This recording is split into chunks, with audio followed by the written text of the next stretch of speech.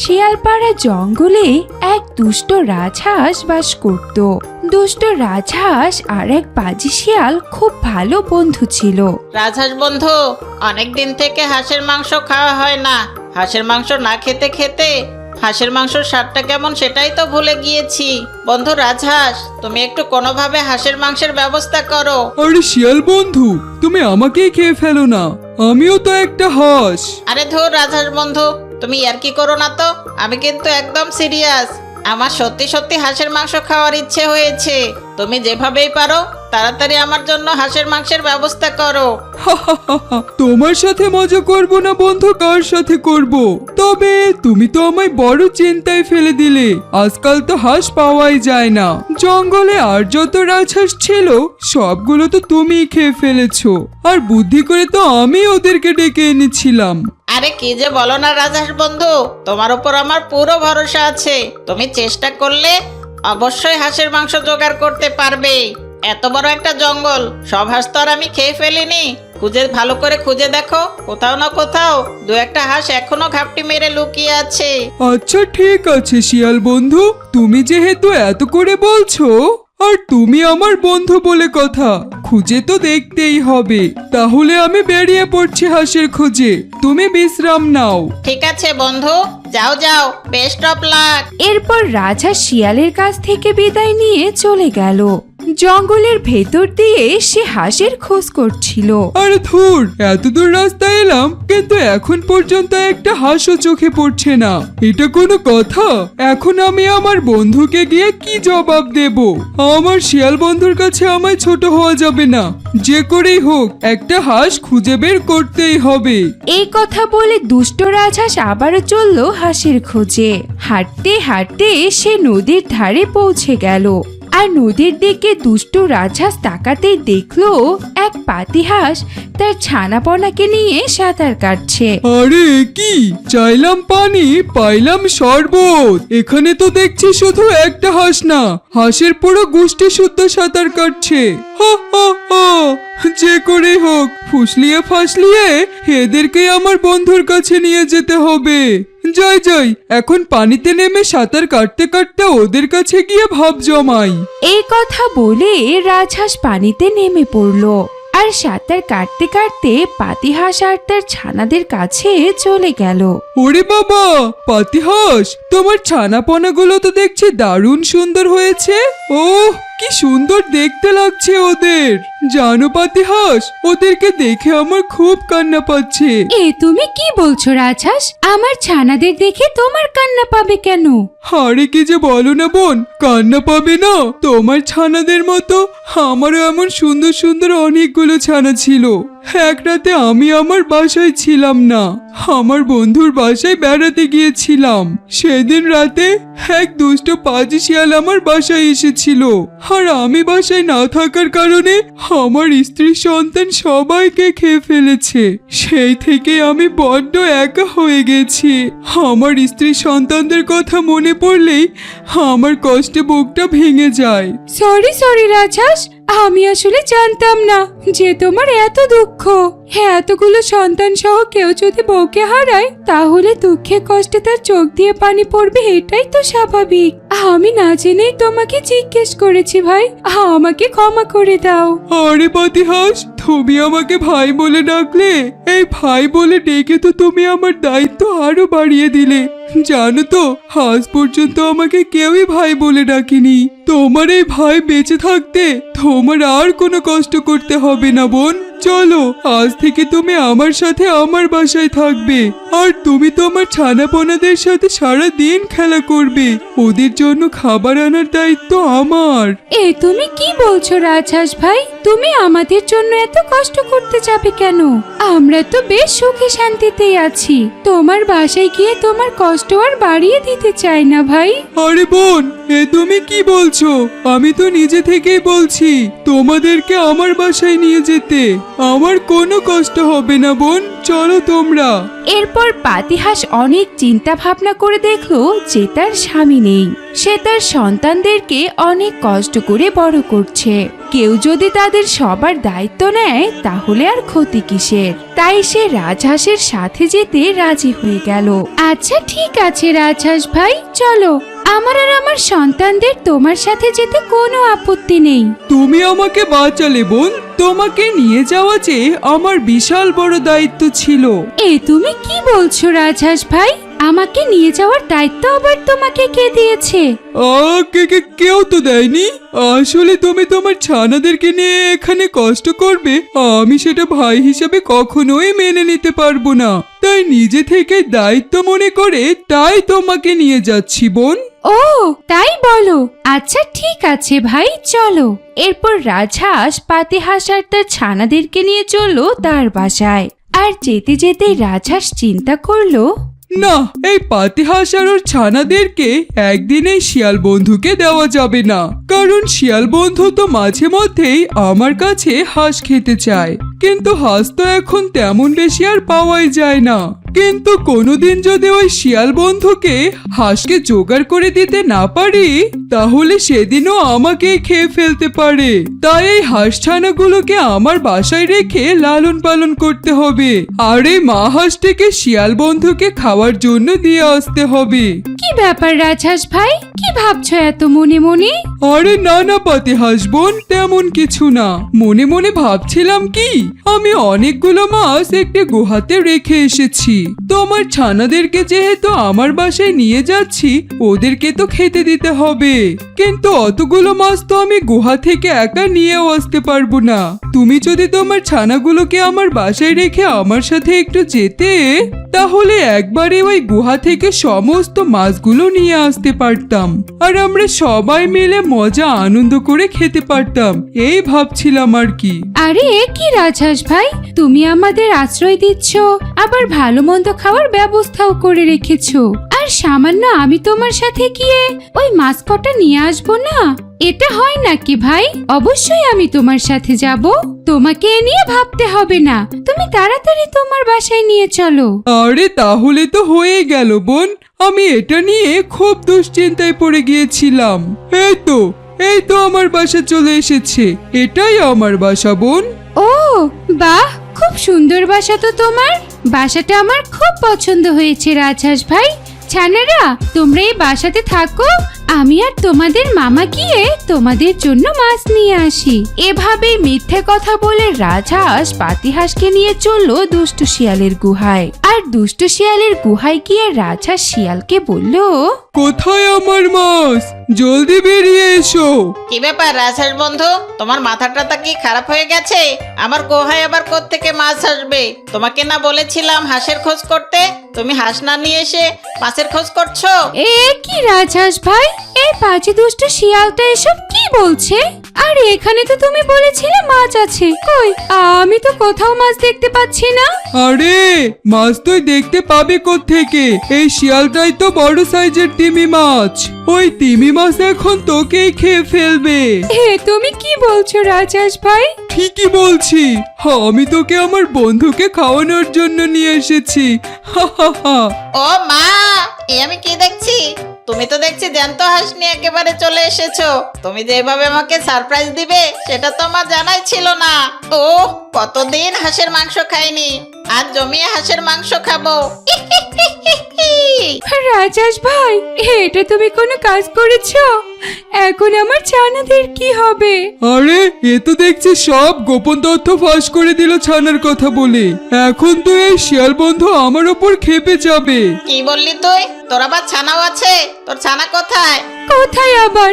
ওই রাজহাঁস ওর বাসায় আমার ছানাগুলোকে রেখে দিয়েছে, আর আমাকে এখানে মিথ্যে কথা বলে নিয়ে এসেছে। ওরে হারামজাদা, তোকে এতদিন আমার প্রাণের বন্ধু ভেবেছিলাম, তুই তো দেখছি আমার সাথে বিশ্বাসঘাতকতা করা শুরু করে দিয়েছিস। এমন বিশ্বাসঘাতক বন্ধুর আমার কোনো দরকার নেই। এই পাতিহাঁস, তোকে আমি খাবো না, তুই এখান থেকে যা। আজ আমি এই রাজহাঁস বেটাকেই খাবো। ও আমার বন্ধুত্বের সুযোগ নিয়ে আমার সাথে বিশ্বাস ভঙ্গ করেছে। আমি কোনো বিশ্বাসঘাতককে আমার বন্ধু বানাতে চাই না। আরে তুমি কি কি বলছো শিয়াল বন্ধু? আমি তোমার সাথে বিশ্বাসঘাতকতা করিনি। কি বললি? তুই আমার সাথে বিশ্বাসঘাতকতা করিসনি? সেটা তো চোখের সামনেই দেখতে পাচ্ছি। তোর মতো এমন বিশ্বাসঘাতক বন্ধুর আমার কোনো দরকার নেই। হারামজাদা, এখন তো তোকে যে আমার হাতে মরতেই হবে। এই কথা বলে শিয়াল ঝাঁপিয়ে পড়লো রাজহাঁসের উপরে আর রাজহাঁসকে ধরে কচকচ করে চিবিয়ে খেতে শুরু করলো। আর এদিকে পাতিহাঁস গুহা থেকে বেরিয়ে তার ছানাদের কাছে চলে গেল আর তার ছানাদেরকে রাজহাঁসের গুহা থেকে নিয়ে আবারও নদীতে চলে গেল। এভাবে দুষ্ট রাজহাঁসটি তার উচিত শিক্ষা পেল। শিয়ালপাড়া জঙ্গলে এক দুষ্ট শিয়াল আর এক দুষ্ট বাঘ বাস করত। শিয়াল আর বাঘ একসাথে শিকার ধরে খেত। প্রতিদিনের মতো আজও বাঘ আর শিয়াল শিকার ধরতে বের হলো, কিন্তু অনেক খুঁজেও তারা কোনো শিকার খুঁজে পাচ্ছিল না। মামা, এটা কোনো কথা? সেই সকাল থেকে দুই মামা ভাগ্নে শিকার খুঁজে বেড়াচ্ছি, কিন্তু এখন পর্যন্ত একটা শিকারও পেলাম না। ঠিকই বলেছিস ভাগ্নে, রোজ রোজ আর এই এক কাজ করতে ভালো লাগে না। প্রত্যেকদিন সকালে উঠে ওই শিকার খুঁজতে বের হতে হয়। রোজ রোজ শিকার খুঁজতে খুঁজতে জীবনটাই বেদনা হয়ে গেল। এভাবে কি আর বেঁচে থাকা যায়? তুই বল ভাগ্নে। ঠিক কথাই বলেছ মামা, কিন্তু এছাড়া আর আমাদের কি করার আছে বলো? আমি আর কি করতে পারি ভাগ্নে? সব বুদ্ধি তো তোর মাথাতেই। তোকে তো সবাই শেয়াল পণ্ডিত বলে ডাকে। এর আগেও নানান ধরনের বিপদ থেকে তোর বুদ্ধি দিয়ে আমরা পার পেয়েছি। যে করেই হোক তুই একটা বুদ্ধি বার কর ভাগ্নে, যাতে আমাদের দুই মামা ভাগ্নেকে রোজ রোজ আর কষ্ট করে শিকার না ধরতে হয়। মামা, এটা তো খুবই কঠিন কাজ। বসে বসে কি আর রোজ রোজ শিকার পাওয়া যাবে? তবে মামা, আমাকে একটু ভাবার সময় দাও। আমি একটু ভেবে চিন্তে দেখি যে কোনো বুদ্ধি একটা বের করা যায় কি না। আচ্ছা আচ্ছা ঠিক আছে ভাগ্নে, হ্যাঁ হ্যাঁ ভাব ভাব, ভেবে চিন্তে একটা ভালো বুদ্ধি বের কর। এভাবে আর বেঁচে থাকা যাবে না ভাগ্নে। এরপর শিয়াল ভাবতে শুরু করলো কি করলে খুবই সহজ উপায়ে শিকার ধরা যাবে। মামা, পেয়েছি একটা দারুণ বুদ্ধি।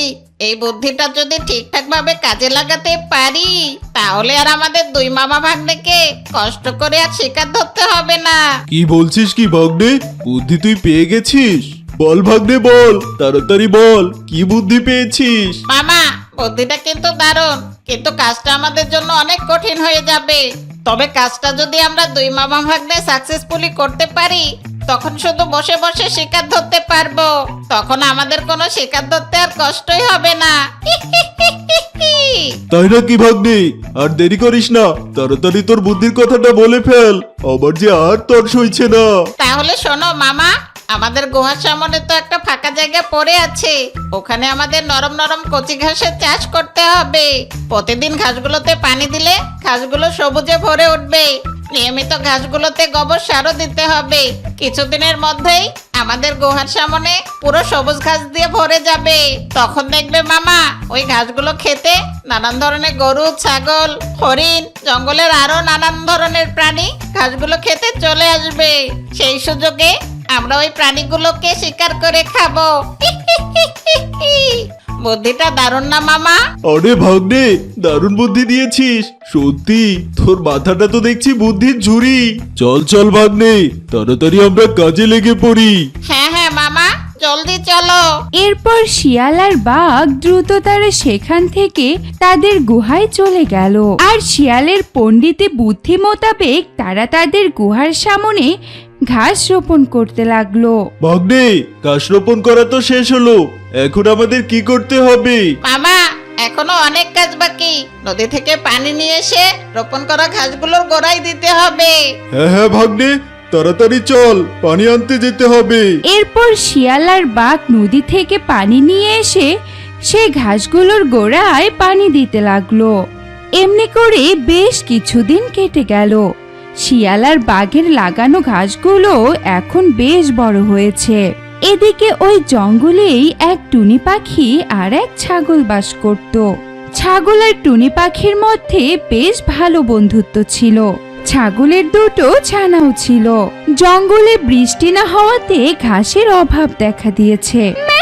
মা, আমাদের ক্ষুধা লেগেছে, আমাদেরকে ঘাস খেতে দাও। মারে, জঙ্গলে তো এখন আর ঘাস পাওয়া যায় না। বৃষ্টি না হওয়াতে সব গাছ শুকিয়ে গেছে। ওই যে দেখ, গাছের নিচে অনেকগুলো শুকনো পাতা পড়ে আছে, ওগুলোই খা মা। না মা, আমরা শুকনো পাতা খেতে পারবো না, আমাদের কচি ঘাস চাই। কি মুশকিলে পড়লাম রে বাবা, এখন আমি কচি ঘাস কোথায় পাই? ছাগল যখন তার ছানাদের সাথে এসব কথা বলছিল, তখনই সেখানে টুনি পাখি চলে এলো। কি ব্যাপার ছাগল দিদি, তোমার ছানারা তোমাকে কি বলছে?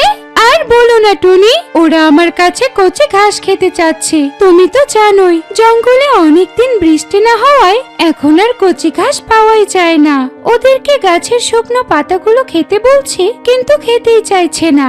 আরে এই ব্যাপার সাকি দিদি, তুমি চিন্তা করো না, আমি এইমাত্র দানা খুঁজতে গিয়ে দেখে এলাম জঙ্গলের দক্ষিণ দিকের এক জায়গায় অনেক কচি ঘাস আছে। কি বলো টুনি, এই খরা মৌসুমেও এত কচি ঘাস কোত্থেকে এলো?